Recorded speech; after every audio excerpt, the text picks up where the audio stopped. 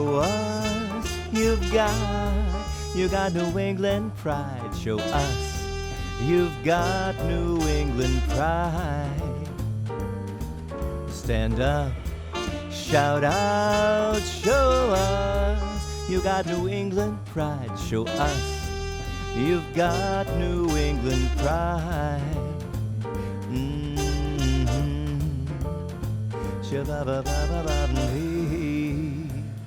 New England pride.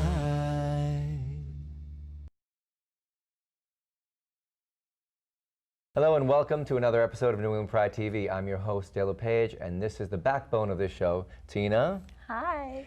We'd like to let everyone know that this show is dedicated to someone in the community who has recently passed. He lost his battle with pancreatic cancer. And so we are dedicating this show to Gus Nunes, who was a great advocate for LGBTQ rights and part of the Worcester Pride community. So everyone will miss you very much, Gus.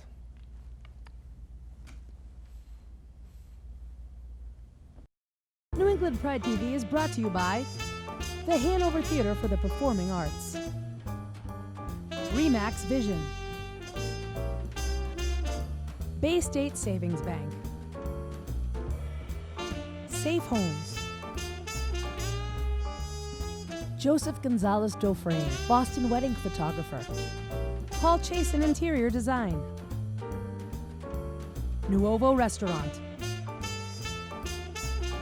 Creative Cabinets, Dr. Frank P. Fetchner Plastic Surgery, Fallon Health, making our communities healthy, and Crown Bakery.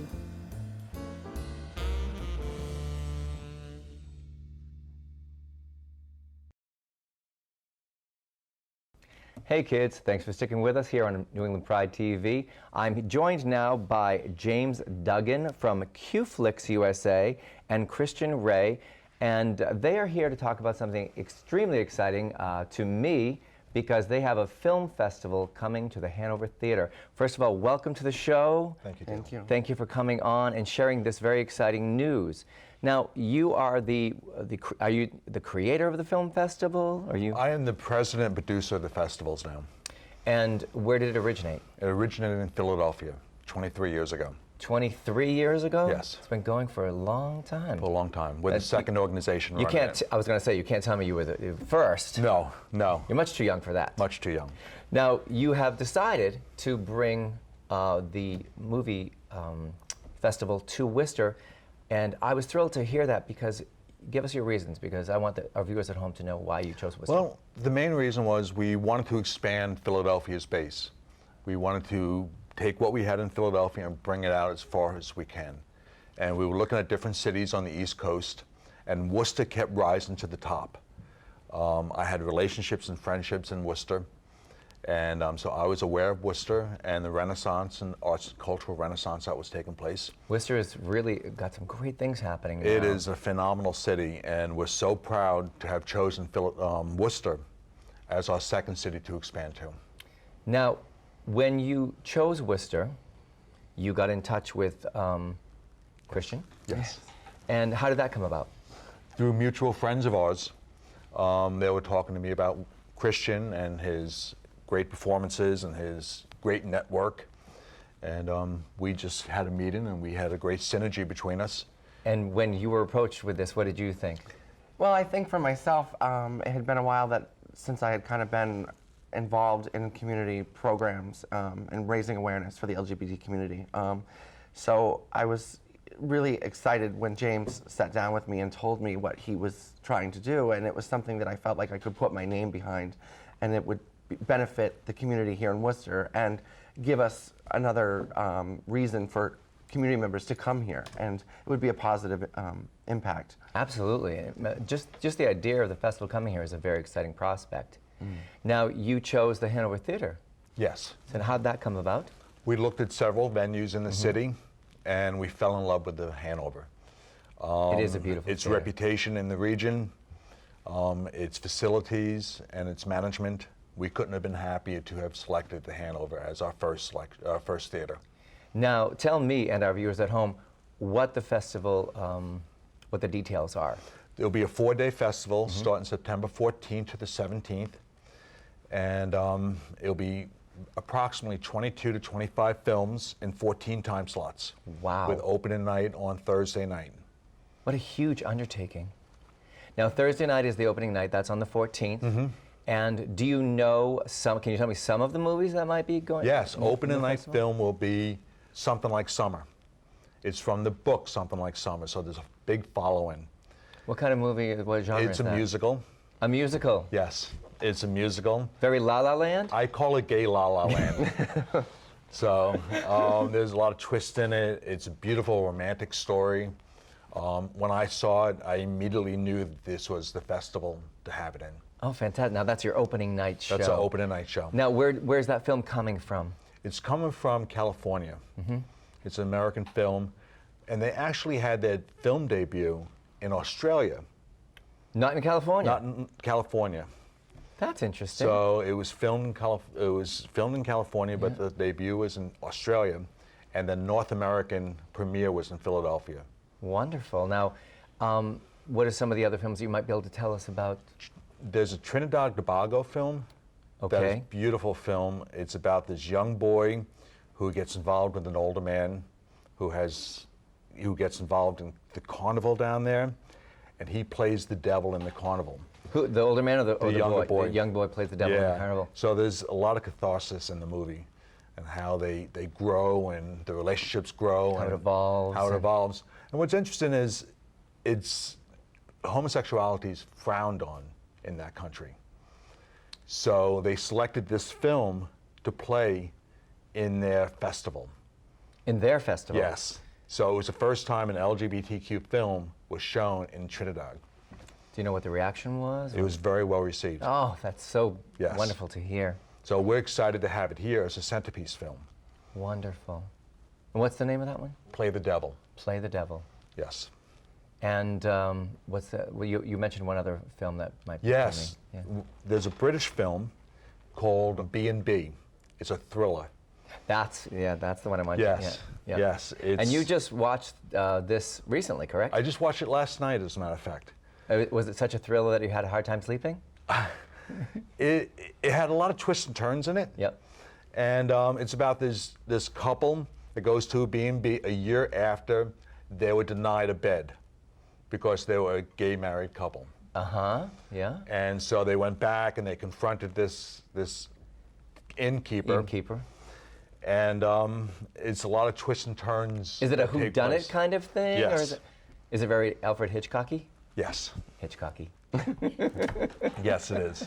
Dude, I wonder if some of our viewers even know who Alfred Hitchcock is. That's true. You know. I hope they do. Hopefully we'll be introducing them to some different people. Names from the past. You mentioned a potential of bringing something to Worcester Center. I hope that happens too. Yes, we're looking to bring a film to the Commons called Can't Stop the Music with Steve Guttenberg and the Village People and Bruce Jenner. And Now, there are probably some people at home who've never even heard of the Village People. I hope there aren't, but there probably are. And, well, if you need a great host for that event, this guy right here is a fabulous host. I just attended a fundraiser, and you were the host. And not only were you fantastic, you looked amazing, but Thank you. you were, I love that quick rapier wit. I love that. And it comes so easy to you. You're just a natural performer.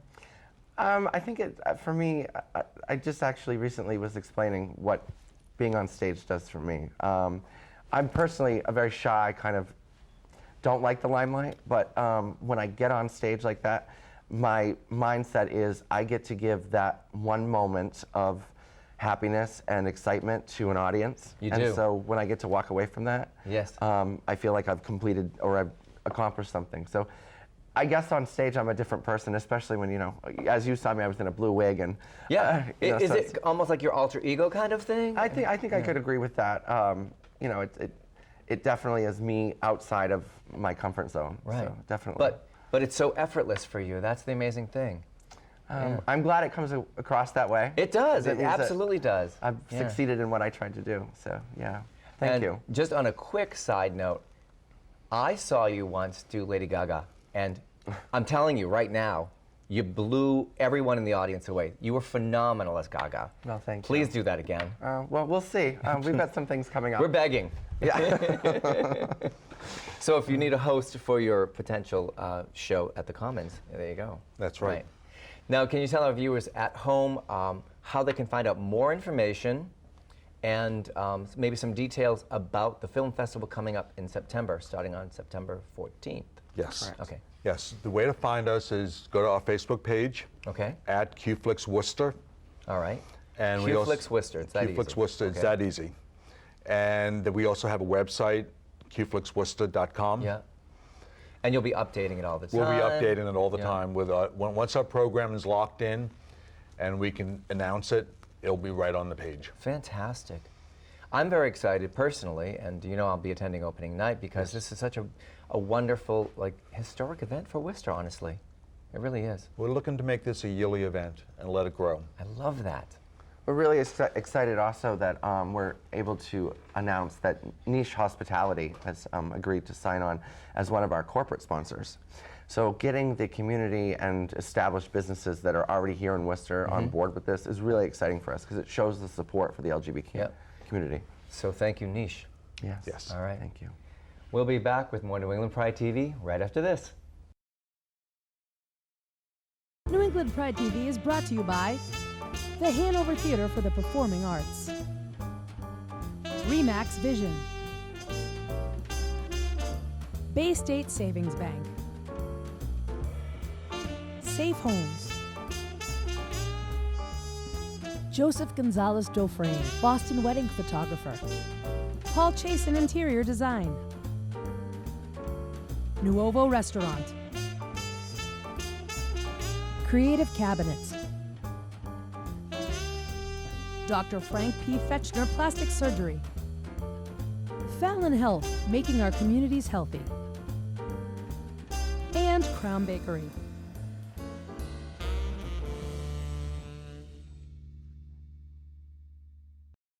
Hey kids, I'm here with our next guest, who is the newest team member of New England Pride TV. Nathan Manna is here, so welcome Nathan, yay! Thank you.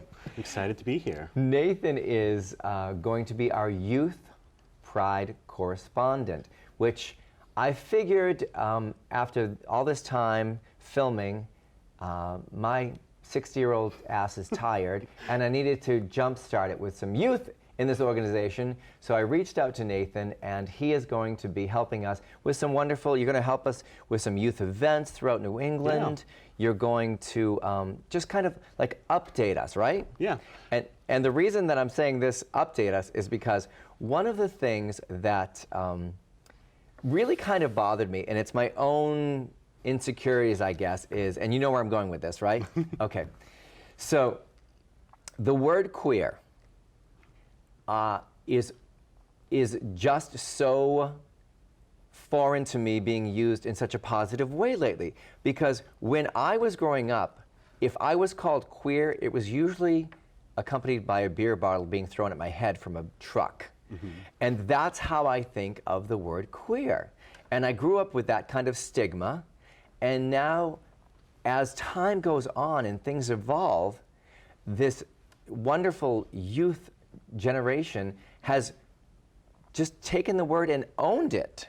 Yeah, so like we've taken it, and it's almost become like an umbrella term, because I'm sure you've heard like where people complain about it's like LGBTQ alphabet soup, but now it's like... Yes, I will confess that sometimes we will have to cut on this show because I will say LGBTQ, but I'll say it out of order or wrong or, yeah, or But alphabet yeah, soup. so like with queer being there, like it identifies everyone else in the mix, Yeah. so that you don't just have to like keep going on, and so it's just sort of, it's like a nice term now. It's you owned it, so it's no longer an insult. Right.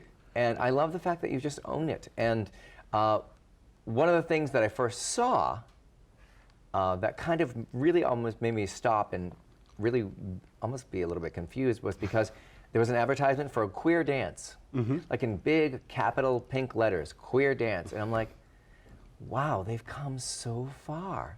And you have come so far, and I'm so happy that you have. And things like that are the kind of things that you're going to help us keep updated with, right? I will. Now, you belong to, or I think you're the head of, a youth organization now, correct? Yeah, I'm the chair for Worcester Youth Pride. Yeah. Which is a subcommittee of Worcester Pride. And so like we're sort of charged with like planning and executing like all the youth-oriented events. Because like what happens is, so like in Worcester, there's only the mailbox for like a gay space, and that's Right. 21 plus. And that's 21 plus. One of the things, when we first had our initial meeting, we were talking about things that would be good for the show with you involved. And when you said that on Worcester Pride on September 9th, I think, Yeah, that you can't go to the block party. I can't. It's 21 plus, so. It's 21 plus. And yet there's a huge youth culture Right. that are excluded from that. So who started the the youth pride organization? So it started about 4 years ago with Leanne Quackenbosch. Okay. And so she stepped down last September. And so I got elected to fill the role. Okay. And so like under me, we started with, in May, we had our first Youth Pride Prom. You had a youth pride prom. I love that. I love that. It was just like amazing seeing like all these young people who they might not get like a chance to go to their prom for whatever reason, Yeah, or don't feel comfortable bringing someone Right. they want to bring to their prom. and getting to go to ours. Yes. I mean, that was actually our biggest event so far ever. Now, these youth proms, are they happening all around in different cities? And They are. So like I know Boston Pride has one, and I think Rhode Island Pride does one through, they actually have like a separate organization, Youth Pride, okay. that runs like completely autonomously from Rhode Island Pride. It's two separate organizations. Okay. Right. Yeah. And I wish I had known about Youth Pride. I could have played the staunchy school teacher who stood there and make sure you didn't dance too close.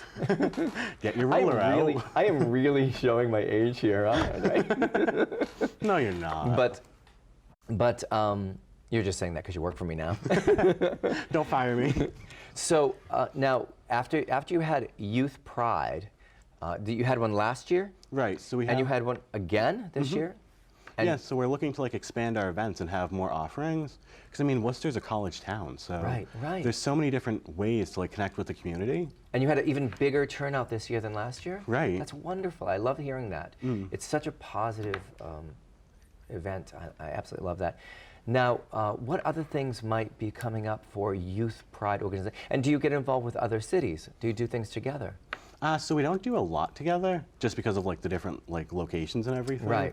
And a lot of our events sort of happen simultaneously. Oh, okay. So like the proms are happening like within a week of each other, so that Right. makes it hard to like Right. collaborate. Right. But so for like Worcester Youth Pride, we have on September 9th our dance coming up. So you have a dance on the same day as Worcester Pride? Right. Okay, so after Pride, you then go to your, To our dance. what's right. the age groups for your dance? 16 to 22. Okay. So to sort of capture like the like high school, college Yep, level. Yep. Wonderful. Now, where does that take place? So it happens actually at the YWCA. Mm-hmm. It's on Salem Square.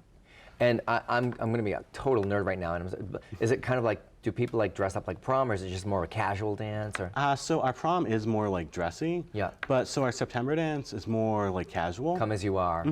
And so we actually have a theme this year. It's like a sort of, it's called Out with the Times. Out with the times? Right. So it's almost like a Battle of the Decades type of thing. Okay, So so, if like participants wanted to dress as their favorite decade, that'd Okay. be really cool. all right, and what's your decade? I'm curious now. I'm not sure yet. Okay. I'm still deciding. The 80s were awesome. I'm thinking For me, anyway.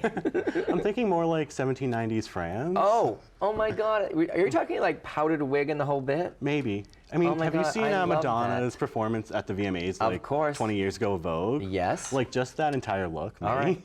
All right. Maybe you can do a remote shoot for New England Pride TV at Oh, the dance. that would be cool. Wouldn't that be cool? Like go live with Facebook, I think. you could go live with Facebook, absolutely. Yeah. Now, if anybody wants to find out information about your organization, like Youth Pride, how would they find you? So they can find us on Facebook at Yep. Worcester Youth Pride. Okay. And so they can also email us at youthprideworcester@gmail.com. Wonderful. Now, how do people like? Do you have meetings once a month? Do you have meetings once a week? Do you have meetings at all? Oh, so we actually have quite a few meetings. So we meet about every other week. And so there's events on the Facebook page that tell when it is, where it's happening and everything. Okay. So we actually, have quite a few meetings coming up because of like the September dance and everything and needing Right, to plan for right, that. right.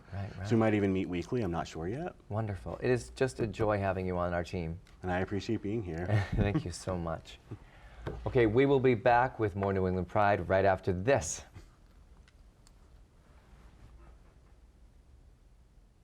I just have to set up this clip that's coming up next. It was so cute. I was walking the streets in Worcester one day. Well, I wasn't actually walking the streets. I was. Are we on live? We're on live, yeah. Hi! I was walking on a sidewalk. I wasn't walking the streets. Those days are long gone. And this really sweet, sweet lady walked up to me. She said, "Can I have a minute of your time?" And I said, "I don't have any money." She said, "No.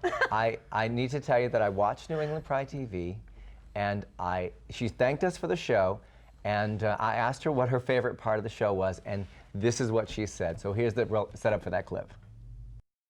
Dale LePage here, and this lovely woman just told me that she loves watching New England Pride. And tell everybody at home what your favorite segment is. My favorite is Lady Sabrina. And tell me why. I love her.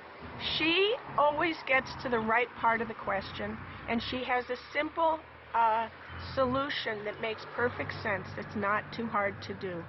And I think she's extremely sympathetic and supportive of the people she advises. I love that. And tell everybody what your name is. Kathy Perkins. Thanks for watching New England Pride TV. I love New England Pride TV. Thanks, my Davey. favorite show. Now it's time for... Lady Sabrina. Hey Dale, hey everyone, it's me, Miss Lady Sabrina, and we're back with another letter. This one comes all the way from Arkansas.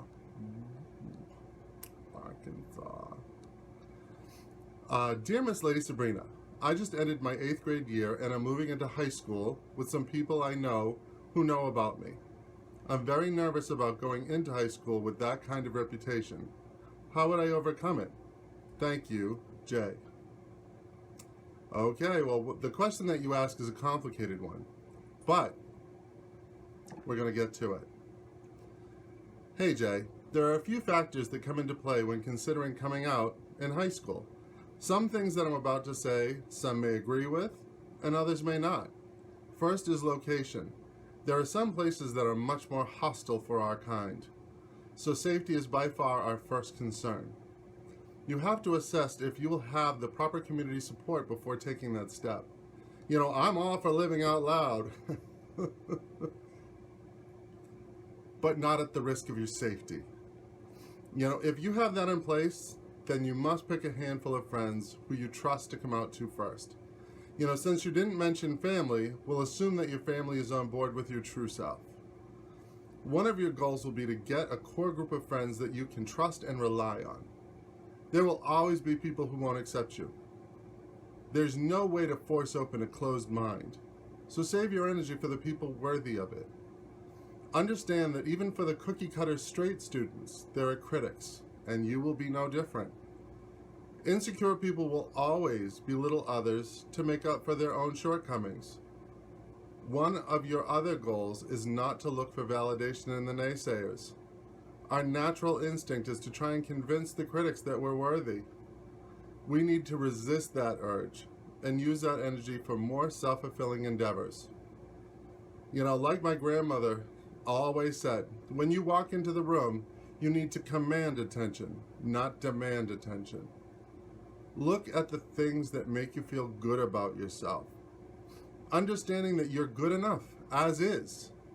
Lastly, look for community resources and other LGBTQ chapters in your school or area. This will help broaden your social network and give you a sense of belonging. I hope this finds you well, and congratulations on having the courage to be your true self at such a young age. If you need anything else, please write back, and you can always find me on Facebook or anywhere else. Love and light, Lady Sabrina. Let's hear from... Out with Joe. Thank you, Dale. On this month's edition of Out with Joe, we're going to take a look at what it's like to break into the comedic realm and acting realm as an LGBT person. Now, joining me is Amy T., Hi, Joe. comedian extraordinaire. Good to see you. Thank you for having me. Thank you for joining us here on New England Pride TV. Of course. You've been on before, and it was a little bit different with Dale, a different take on this. But this time, we want to talk about breaking into or being in the realm of acting and or comedy as LGBT. First of all, do you bill yourself as a gay comedian or a comedian who happens to be gay? I would say just a comedian that happens to be gay. Do you feel that? Do you find that you need to make that distinction? I think that if you looked at me, you could probably tell. Right. You said in the pre-interview, you said, "Oh, I always get up and address the elephant in the room." Absolutely, address the elephant in the room so that 'cause the audience is wondering. Especially when I'm in a mainstream club, so they're wondering. So why not address it? For someone who wants to get into, the comedian profession at this point, is it something that they should be upfront about, or do they just lead their life in hey, that happens to be it? Yeah, I really think that's a personal style. For me, I talk about it because I talk about being married to my wife, and my humor is very autobiographical, so it just happens to come out. But I think that's really just depends on your own personal style. Have you ever had any pushback or resistance for being openly gay?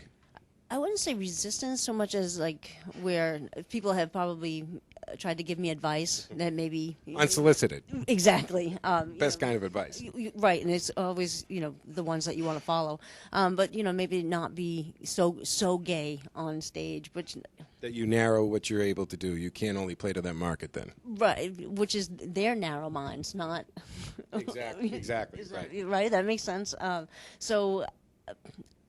You say thank you very much, but I can't change who I am. So, would you find that it's easier for you to play to a predominantly LGBTQ audience, or a straight audience, or a mixture? For me, it doesn't. I don't think it really matters, but I feel like sometimes the mainstream audience is a lot more fun because you can play into their stereotypes that they have in their mind. Where a lot of material self-writes itself. Exactly, and where if you're doing a gay audience. I think they're harder because they. Yeah, absolutely.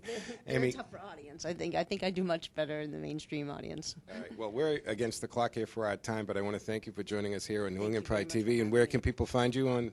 You can find me at experimentalcomedy.com. My website has all my list of shows in New England. All right, there you go. I'm Joe Mangiacotti for New England Pride TV. Now back to the show.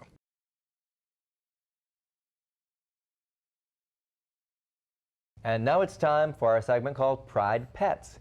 In the past, we've done dogs and horses and giraffes, but this month is going to be about kittens and cats. For all those cat lovers out there, this month I would like to introduce you to People for Animals League. The People for Animals League is literally a home away from home for cats and their care. The cats have access to condos, window seats, couches, cat trees, and sunlight. There's plenty of room for playing, running, climbing, resting, and of course, eating.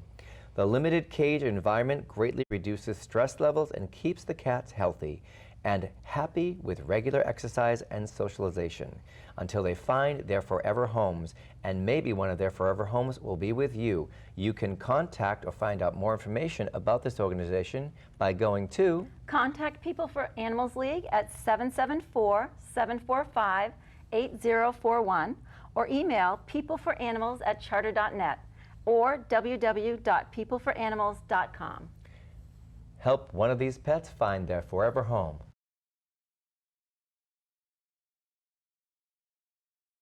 Hey, thanks for watching another episode of New England Pride TV. We're going to end the show the way we always do by saying, please don't be afraid to shine your light because you may be lighting the way for someone in need. That's right. Until next time, thanks for watching.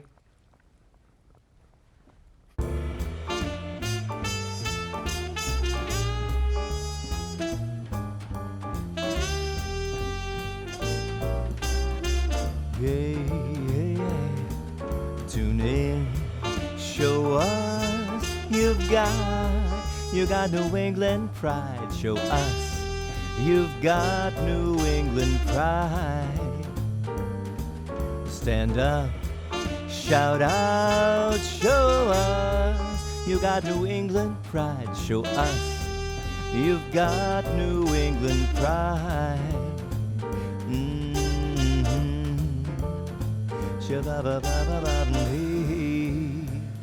New England